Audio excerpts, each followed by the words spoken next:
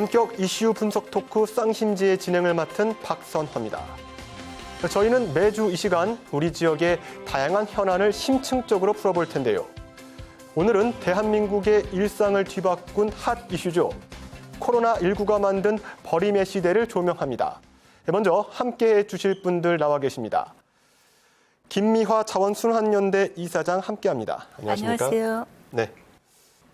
어용선 서울시 자원순환과 폐기물 정책팀장 나오셨습니다. 안녕하십니까? 예, 안녕하십니까? 네, 반갑습니다. 자, 코로나19 확산으로 강력한 사회적 거리두기가 이어지고 있는데요. 이 때문일까요? 우리나라에선 미세먼지가 감소했고 세계 곳곳에서도 자연이 제 기능을 찾고 있습니다. 하지만 코로나19 이후 기하급수적으로 버려진 폐기물이 환경의 발목을 잡고 있는데요. 버림의 시대로 말미암아 우리에게 남겨진 과제는 무엇인지 하나씩 차근차근 풀어보겠습니다. 지난해 12월 첫 확진자가 발생한 이후 급격히 확산된 코로나19. 이후로 외출을 자제하고 사회적 거리두기를 실천하는 시민들. 감염병 확산의 위기가 일상을 바꾸어 놓았는데 모임도 안 가고 친구들도 안 만나고 친척들도 안 만나고 그러고 있죠 지금. 사회적 거리두기로 변화된 소비 트렌드. 집에서의 생활이 길어지면서 생활 폐기물 배출이 증가했고 외식보다 배달 음식 서비스 이용자가 큰 폭으로 늘어 일회용기 배출량도 급증했습니다. 의료 폐기물 역시 지난 1분기에만 400톤 이상 발생한 상황. 문제는 이러한 폐기물을 둘 곳이 없다는 것. 올해부터 수도권 매립지 반입이 10% 줄어들매 따라 각 지자체는 폐기물 처리에 어려움을 겪는 상황인데요. 지난 3개월 만에 1년치 반입량을 소진한 지자체도 있을 만큼 코로나19와의 싸움 뒤에는 폐기물 대란이 다가오고 있습니다. 감염병과 함께 돌아온 환경위기. 이슈 분석 쌍심지에서 폐기물 대란의 원인과 실태를 진단합니다.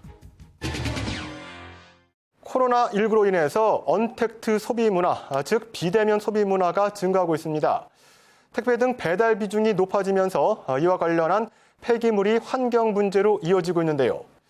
먼저 김미화 이사장님, 이 문제를 가장 가까이에서 지켜보고 계신데요. 현재 가장 심각한 문제는 무엇이라고 보십니까? 가장 심각한 문제는 일단은 쓰레기가 많이 나왔다라는 것이고요.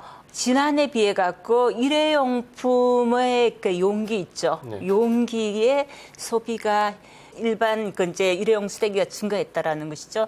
그러다 보니까 이러한 쓰레기들이 갈 데가 없다. 매립장도 부족하고 수확장도 부족하고 그러다 보니까 갈 데가 없는 이 문제가 지금 가장 심각한 문제라고 볼 수 있습니다. 쓰레기는 늘어났는데 네. 이를 받아들일 수 있는 공간이 턱없이 네, 부족하다. 없습니다. 예. 그렇다면 어용선 팀장님, 서울시는 여기에 대해서 어떻게 좀 바라보고 계십니까? 요즘 특히 이제 코로나 때문에 언택트 소비 문화가 이제 바뀌다 보니까 소비 문화로 바뀌다 보니까 더 이제 그 택배 물량이 더 많아지고 있고요. 예. 특히나 이제 코로나19 이후에 카페라든지 네. 음식점 같은 그 식품 접객 업종에서는 개인의 그 위생이라든지 그 안전상의 문제로 인해서 그동안 사실은 다회용 컵 쓰는 것이 어느 정도 저희는 정착이 됐다고 생각했었는데 최근 들어서 물론 정부나 지자체에서 한시적으로 허용을 하고 있습니다만은 그 일회용 플라스틱 컵이라든지 종이컵 이런 그 일회용품의 사용량이 급증하고 있기 때문에 저희들이 참 대책 마련이 좀 바쁠 것 같습니다. 네, 역시 코로나19가 쓰레기 문제와 관련해서도 많은 변화를 가져온 것 같습니다. 네, 맞습니다. 잠시 폐기물에 대해서 알아보겠습니다. 가정용 폐기물은 크게 일반 생활 폐기물과 음식 물류 폐기물 그리고 재활용품과 대형 폐기물로 구성됩니다. 그런데요, 재활용품 중에서 플라스틱이 총 쓰레기의 20% 이상을 차지하는 데다가 증가율도 높아서 문제가 심각한데요. 일단 이사장님, 플라스틱을 포함한 폐기물 문제는 코로나19 이전부터 심각한 상황이지 않았습니까? 그렇습니다. 심각하고요. 지난 20대 국회 마지막 5월 18일 날 정부가 이제 국회에서 이제 그 법을 2개를 이제 통과시켰습니다. 이제 그 가장 큰 거는 2년 후부터는 일회용 종이컵 사용을 줄이는 방안으로 종이컵의 비용을 내겠다. 그러니까 종이컵 보증금 제도를 이제 부활시키고 또 하나는 지방자치단체에서 나온 모든 쓰레기는 지방자치단체가 처리를 해야 된다. 처리 원칙 이제 이런 그 이제가 만들어졌는데 뭐 예전뿐만이 아니라 지난해만 하더라도 우리나라가 200만 톤의 불법 쓰레기가 전국에 흩어져 갖고 그거 치우느라고 엄청 힘들었거든. 많은 세금을 쓰면서요. 근데 이 문제가 지금도 계속되고 있다라는 거죠. 못 찾았을 뿐이지 어딘가에 숨어 있을 뿐이지 이러한 문제가 쓰레기를 그만큼 많이 발생시키기 때문입니다. 그럼 발생을 줄이지 않으면 우리 전 강산이 쓰레기로 이렇게 완전 고통을 받을 수밖에 없다. 이런 그 말씀을 드리겠습니다. 네, 팀장님, 그 네. 쓰레기 발생량을 줄이기 위해서 서울시도 다각적으로 노력을 해왔던 것 같습니다. 지난해 2022년까지 플라스틱 사용량 50% 감축을 목표로 했잖아요. 그런데 코로나19 사태로 이 목표에 타격이 있지 않을까 이런 우려의 목소리가 있거든요. 저희가 이제 19년도서부터 이제 정부하고 지자체, 서울시가 같이 이런 그 일회용 플라스틱 그 감축 사업을 본격적으로 추진했는데요. 2019년 이후와 2019년 이전 전년 동기 대비를 해서 저희가 이제 일회용 플라스틱 컵과 그다음에 이제 비닐봉투의 그 사용 비율을 그 전문 기관에 의뢰를 해서 모니터링 해본 결과 평균 한 62.7% 정도가 감축된 것으로 나타났습니다. 62%나 예, 예. 감축된 걸로. 그런데 이제 최근에 이제 우리 이제 코로나19 사태로 인해서 사실은 이제 그뭐 한시적이지만 한번 허용했기 때문에 한번 허용한 것을 다시 되돌린다는 거는 다 쉽지는 않을 것 같습니다. 그렇지만 어쨌든 코로나 사태가 이제 원만하게 해결이 되면 이제 법적인 규제, 특히 이제 매장 내에서의 어떤 일회용품 사용 금지 제도라든지 또 어떤 지자체의 지속적인 홍보를 이렇게 꾸준하게 이렇게 추진한다면 시간이 좀 걸리더라도 아마 다시 제자리로 돌아오리라고 저는 믿고 있습니다. 네. 과거 경기도 상황을 보면요. 재활용품 수거 업체들이 폐비닐과 폐지 수거를 거부했던 일이 있었습니다. 수익 악화 때문이었는데요.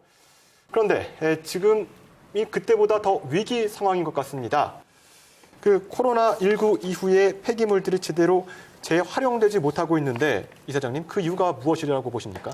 전 세계가 지금 그 가동이 중단이 됐습니다. 그러니까 바다도 막히고 하늘도 막혔습니다. 그러다 보니까 만들어도 유통이 안 되고 그다음은 또 이제 만들라 그러더라도 사람이 없고 이 모든 올스톱이 됐고요. 그다음 기름값이 엄청 내렸습니다. 그러다 보니까 재활용하는 것보다는 그 기름으로 그대로 플라스틱을 만들거나 제품을 만들 가격이 훨씬 싸다라는 거죠. 이렇기 때문에 재활용이 안 된다. 재활용 가격이 점점 이제 하락하는 뭐 완전 바닥을 치고 있는 이런 그 문제가 있고요.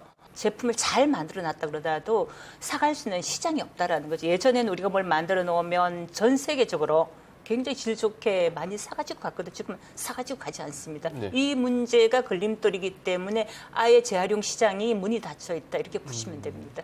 예, 그 유가 하락을 말씀해 주셨는데 이에 따른 서울시의 좀 의견이라든지 정책에 대해서 말씀해 주시죠. 사실은 요거를 각 가정에서 이제 우리가 재활용품을 배출할 때 보통 이물질 같은 걸 제거해야지만 사실은 재활용이 되는 어떤 재활용품들이 상당히 많습니다. 맞습니다. 그러니까 이물질을 제거하지 않음으로 인해서 재활용이 가능한데도 불구하고 재활용되지 못하는 어떤 그 재활용품들 많기 때문에 그런 부분들에 있어서 조금 더 저희가 홍보를 시민들한테 좀 잘 해야 될 것 같고요. 재활용 그 업체들의 수익성 악화 같은 경우에는 가장 큰 문제가 이제 보통 이제 재활용 수집 운반 업체에서 아파트 분여회라든지 또는 입주자 대표 회의하고 이제 계약을 해서 재활용품의 어떤 그 어떤 가격을 세대당 뭐 500원에서 많게는 뭐 1,000원, 1,500원 이렇게 좀 이렇게 계약을 해서 가져가고 있는데요. 이렇게 수익성이 악화된데도 불구하고 그 가격이 계속 유지가 되다 보니까 수익성은 점점 더 악화될 수밖에 없는 상황입니다. 예. 그래서 아마 지금 환경부나 아니면 저희 서울시 또 다른 지자체도 마찬가지일 겁니다. 그래서 그 재활용 수집 운반 업체와 아파트 간의 단가 계약한 걸 좀 단가를 조정하는 것이 가장 지금 저희가 단기적인 어떤 대책으로 하고 있고요. 예.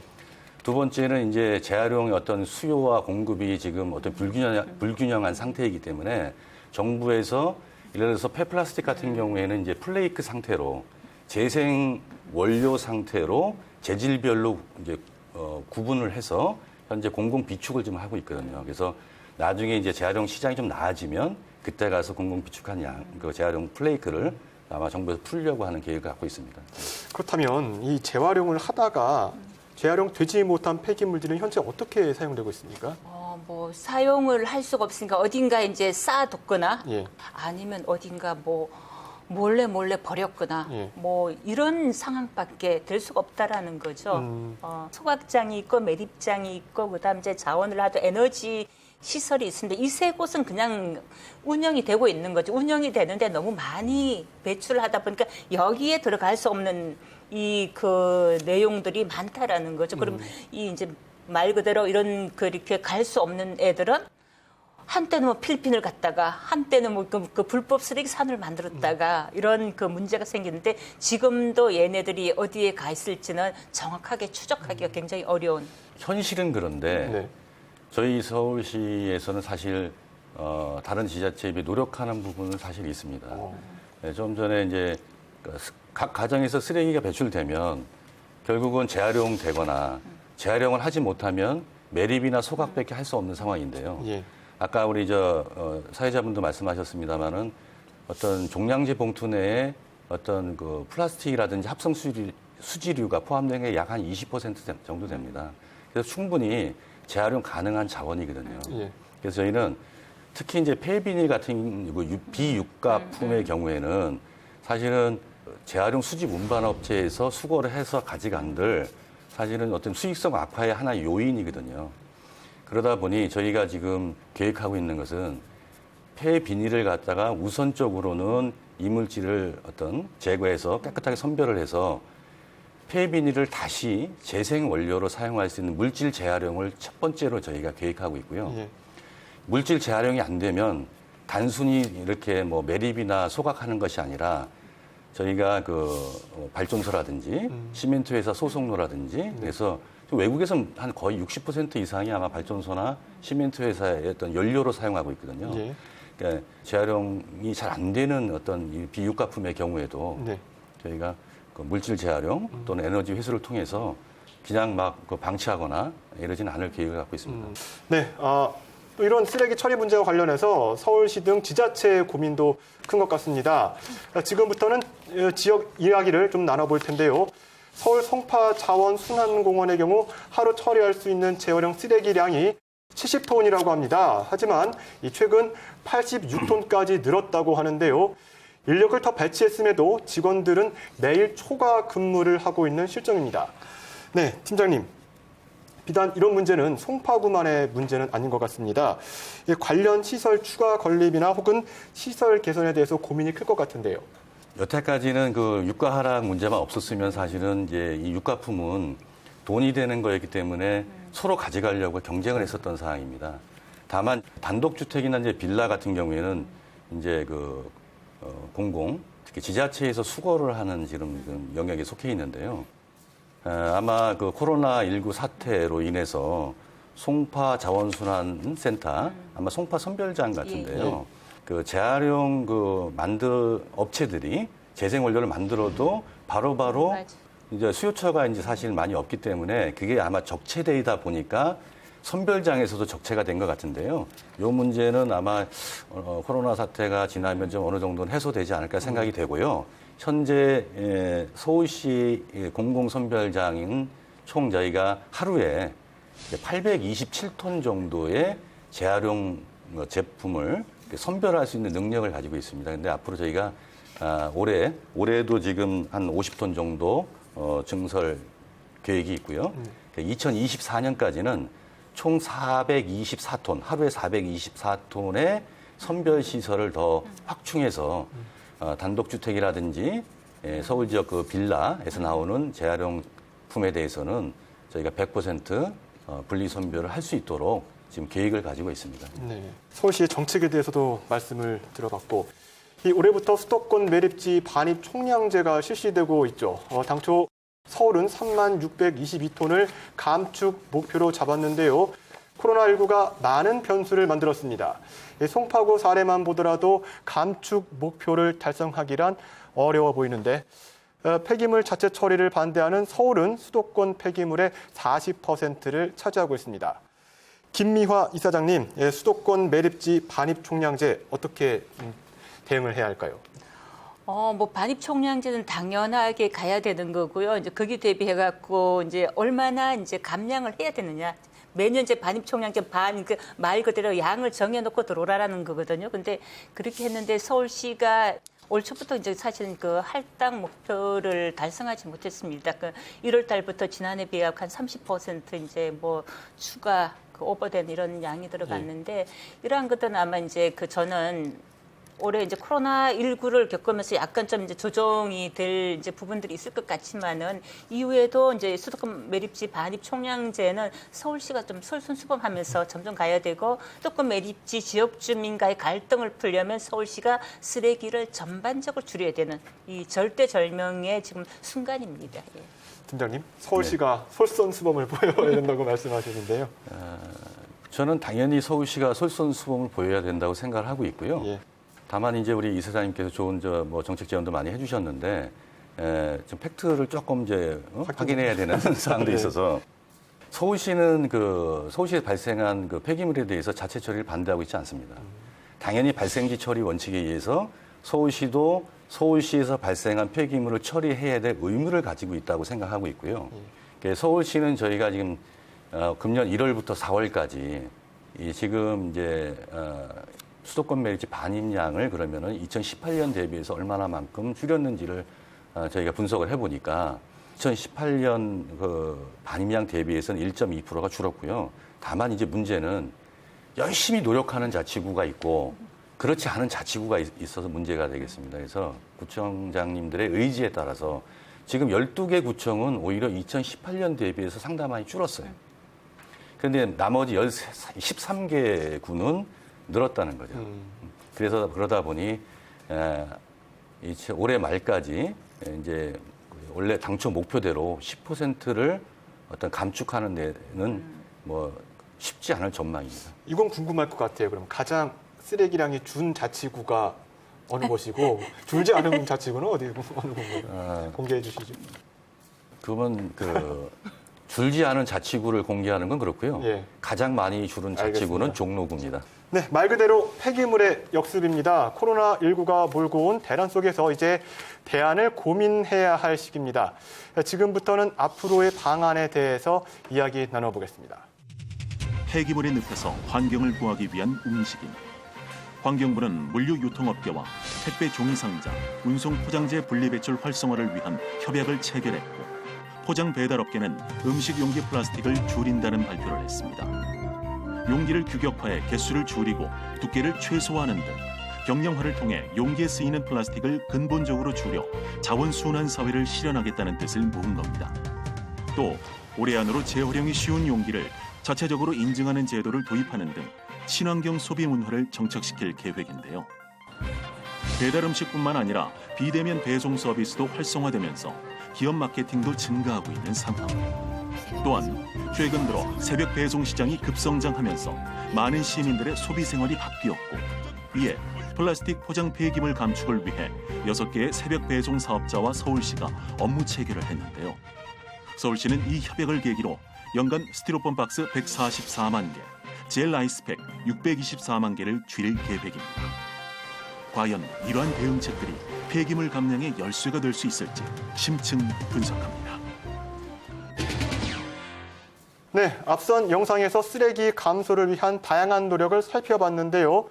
하지만 쓰레기 종량제 도입 후 줄어드는 것 같던 쓰레기는 다시 또 늘고 있습니다.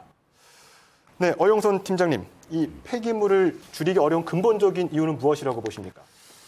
사실 뭐 코로나19 사태로 인해서 일회용품의 발생량이 좀 최근 급증한 것도 사실이지만 최근 생활 소비 패턴의 어떤 변화가 가장 큰 원인이라고 생각합니다. 아마 요즘에 그 온라인 쇼핑이라든지 그런 배달 문화가 상당히 발달되다 보니까 아까 제가 좀 전에 아까 말씀드린 것처럼 이 시장 규모가 상당히 커지다 보니까 여기에 따른 그 일회용품이라든지 이런 포장재 특히 배출이 상당히 늘어나고 있거든요. 그래서 통계적으로 보면 서울은 95년도에 종량제를 실시한 이후에 쓰레기 양이 상당히 많이 줄어들었거든요. 그런데 이제 2018년 4월에 공동주택의 폐비닐 수거 중단 사태가 일어났었거든요. 예. 그러다 보니까 시민들께서도 재활용이 가능한 자원도 재활용 어떤 분리 배출을 안 하고 종량제 봉투 내로 혼합 배출하는 이런 것들이 많이 그 원인 중에 하나로 생각하고 있습니다. 예. 그 코로나19 이전에도 폐기물을 줄이기 위한 다양한 정책이 제기됐었는데요. 그 이사장님께서 보시기에 우리가 참고하면 좋을 만한 해외 사례 말씀 부탁드리겠습니다. 그래서 우리가 이제 야외 생활할 때 그 이제 뭐 공동체 생활할 때 굉장히 많은 일회용품이 이제 증가를 하고 있는데 이러한 것들을 어떻게 줄일 것인가 이 부분이 이제 관건인 것 같고 서울시만 하더라도 연간 한 20만 개 정도의 행사가 서울 시내에서 이루어지고 있더라고요. 그랬을 때는 그 행사는 다 일회용품이잖아요. 맞습니다. 그러한 것들을 좀 사용을 좀 규제하는. 그래서 샌프란시스코는 어떤 행사를 할 때 일회용품 사용하지 못하게 합니다. 그리고 뭐 페트병 이런 것들도 당연히 못 쓰게 하고 그래서 모든 길 가는 데다가 다 이제 식수대를 만들어 놓는다라거나 뭐 이런 식으로 이제 일회용품 줄이게 하는 거가 많기 때문에 우리나라도 좀 그랬으면 좋겠다. 서울시가 그게 좀 앞장섰으면 좋겠다. 그런 말씀드리고 싶어요. 팀장님? 일회용품 줄이기. 저희도 지금 사실 일회용품 줄이는 거 쉽지 않지만 공공에서 먼저 앞장서고 또 이제 민간까지 확대하는 것이 저희 목표고요. 좀 전에 이사장님께서 말씀하셨지만 서울시가 과거에는 이제 병물 알리수를 생산해서 이제 어떤 각종 행사 시에 공급하는 그 사업들을 많이 하고 있었는데요. 저희가 2018년 9월에 일회용 플라스틱 없는 서울 종합계획을 추진한 이후에는 지금 재난 구호용만 그러니까 약 한 1년에 한 50만 병 정도 됩니다. 과거에 아마 그 기억하시겠습니다만은 영등포 쪽에 당산동 쪽에 수돗물 합번 사태가 있었고요. 또 강원도 쪽에 산불 이것도 저희가 이제 공급을 해드리고 그렇게 재난 구호용을 제외하고는 일체 저희가 생산을 하지 않고 있고요.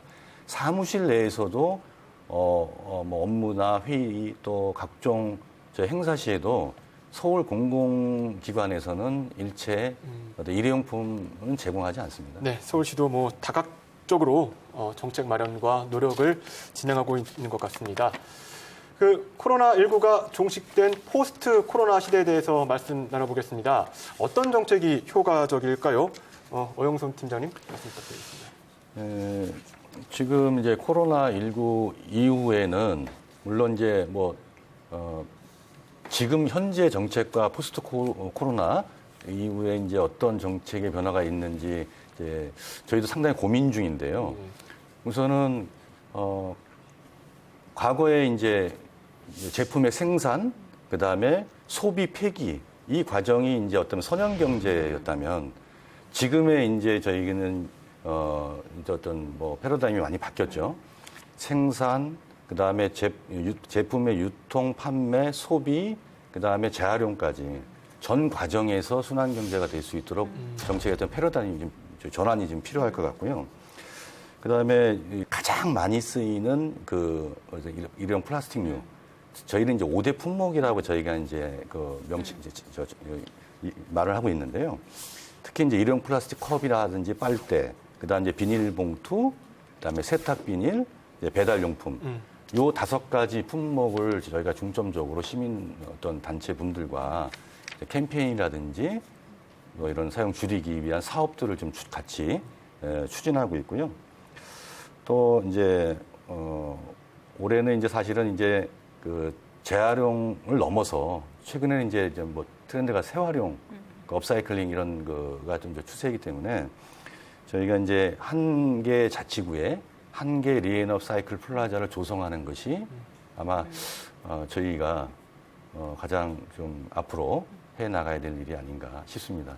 포스트 코로나 시대 정부와 지자체와 그리고 시민들의 혼연일체된 쓰레기 줄이기 위한 노력이 정말 필요한 것 같습니다. 네, 마지막으로 코로나19 이후 정부의 폐기물 정책이나 시민들의 인식은 어떻게 바뀌어야 할지 어영선 팀장님부터. 개인으로서 할 수 있는 거는 저희가 이제 뭐 큰 것이 아니라 가장 작은 거라도 아까 제가 좀 말씀드린 그 내용 중에서 분리배출을 잘하는 건 좋지만 어떤 이물질을 좀 깨끗하게 씻어서 분리배출을 한다든지 예. 이런 것들이 재활용 정책에는 아마 가장 큰 도움이 될 것 같습니다. 그리고 재활용 가능한데도 불구하고 종량제 봉투에 배출해서 배출하게 되면 이제 결국은 이제 매림이나 소각밖에 안 되거든요. 이런 부분들이 좀 잘 지켜진다면 아마 재활용 정책, 폐기물 정책에는 가장 큰 도움이 될 것 같습니다. 시민들의 적극적인 협조가 중요한 것 같습니다. 네, 이사장님. 저는 이제 우리 사회가 이제 개인의 소유의 문화에서 이제 공유 문화로 가야 된다라고 보고요. 그게 바로 순환 경제의 이제 방향이다 이렇게 말씀드리겠습니다. 그 커피숍에서 컵을 공유하는 게 바로 이렇게 공유하는 문화거든요. 지금 이제 우리가 공유하는 문화에서 소유 문화로 갔는데 이후에는 모든 것들이 이제 공유하는 이런 문화로 맞습니다. 전환을 해야 된다라는 거고요. 그리고 더 나아가서는 물건들을 오래 쓰고 바꿔 쓰고 함께 쓰고 뭐 이렇게 고쳐 쓰고 이런 문화 이런 것들이 뭐 줄이는 것도 굉장히 중요하지만은 다시 이제 이런 문화로 만들어져야만이 쓰레기를 줄일 수 있다. 그리고 우리가 쓰레기로서부터 안전한 사회를 만들 수 있다. 그 말씀을 드리고 싶습니다. 예전에 네. 저 학교 다닐 때 아나바다 생각이 예, 예. 납니다. 아껴 많이 쓰고 했죠. 나눠 쓰고 바꿔 쓰고 다시 쓰자. 네, 감사합니다. 편의와 편리를 위해 쓰고 버리는 일상의 물건들이 감염병 그 이상의 위기를 만들 수 있다는 점 기억해야겠습니다. 코로나19가 만든 시대상 속 이번 폐기물 문제도 슬기롭고 현명하게 해결해 나갈 수 있도록 저희 쌍심지에서도 계속 관심 갖겠습니다. 시청해주신 여러분 고맙습니다.